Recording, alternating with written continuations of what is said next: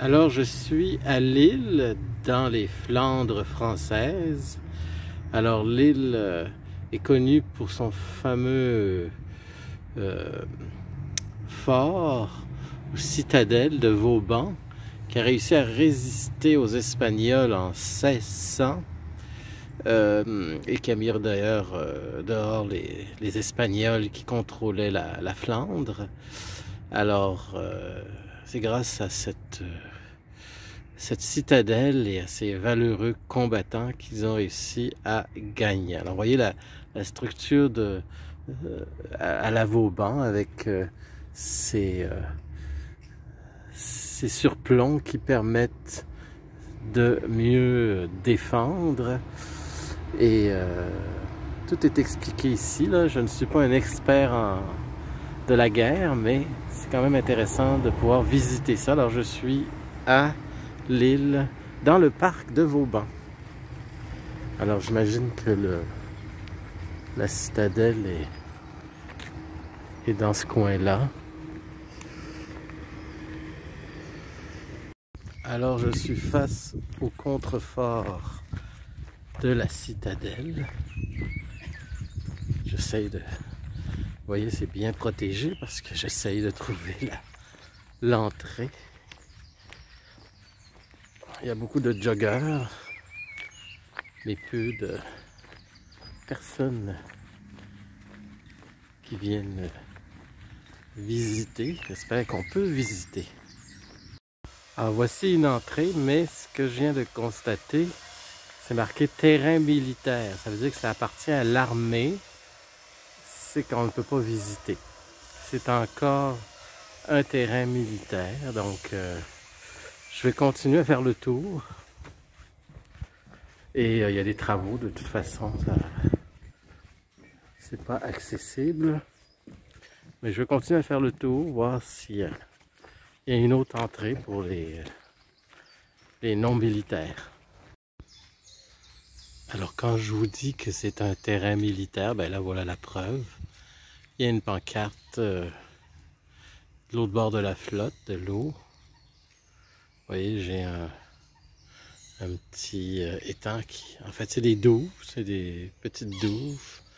Mais la citadelle de Vauban n'avait pas vraiment besoin de douves. Regardez la taille que ça a, c'est immense.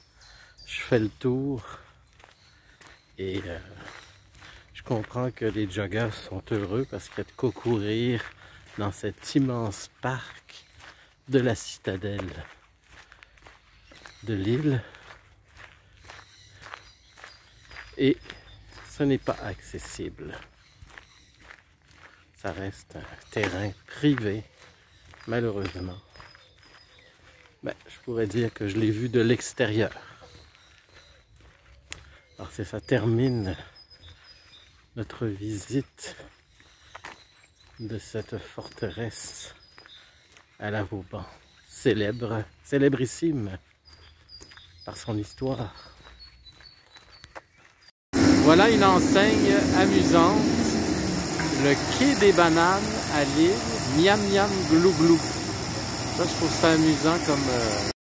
En me promenant dans Lille, je suis tombé par hasard sur la maison natale de Charles de Gaulle qui est ici.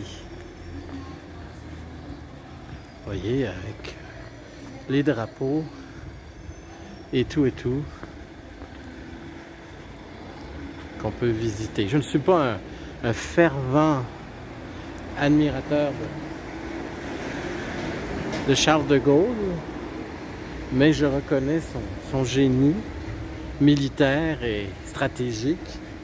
Il a su, malgré que la France a perdu contre les nazis, il a su se rebeller. C'est un des seuls militaires qui a vraiment confronté Hitler.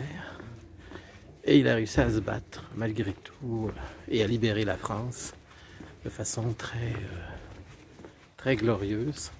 Donc c'est un personnage exceptionnel et c'est aussi un stratège, un très grand stratège militaire parce que peut-être que vous ne le savez pas, Hitler qui prônait la guerre éclair avec ses fameux tanks, ben, il s'était basé sur les écrits de Charles de Gaulle.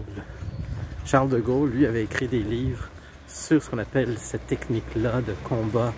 Parce que c'est un tankiste. Charles de Gaulle était un spécialiste des tanks. Donc Hitler a repris ses écrits et ça s'est retourné contre lui, évidemment. Comme on dit, c'est des choses malheureuses, mais ainsi. Donc ça, c'est la petite histoire malheureuse.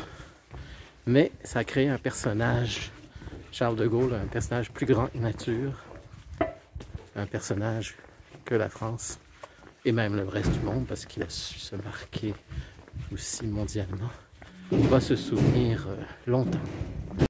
Ah oui, je voulais vous dire, vraiment que vous posez la question, comment ça se fait que lui qui écrit des livres sur les techniques de guerre avec des tanks, les Français l'ont pas utilisé. Ben, les Français étaient...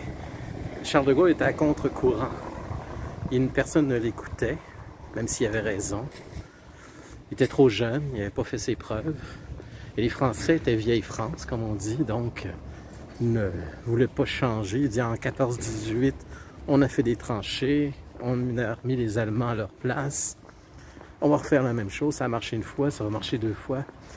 Ben écoutez, l'histoire a été différente. Donc pourquoi Charles de Gaulle n'a pas été écouté? Trop jeune, pas encore assez connu. En tout cas, l'histoire est ce qu'elle est.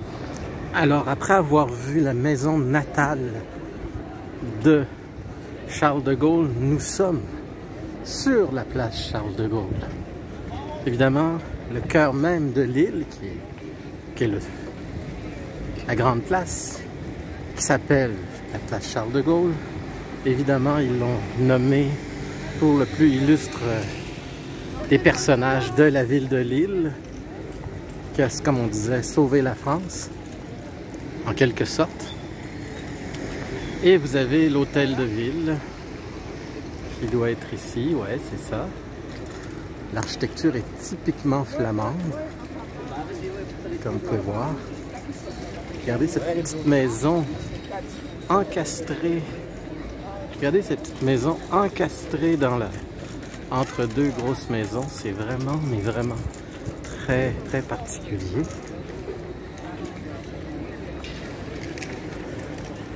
Alors, là, je vais m'en aller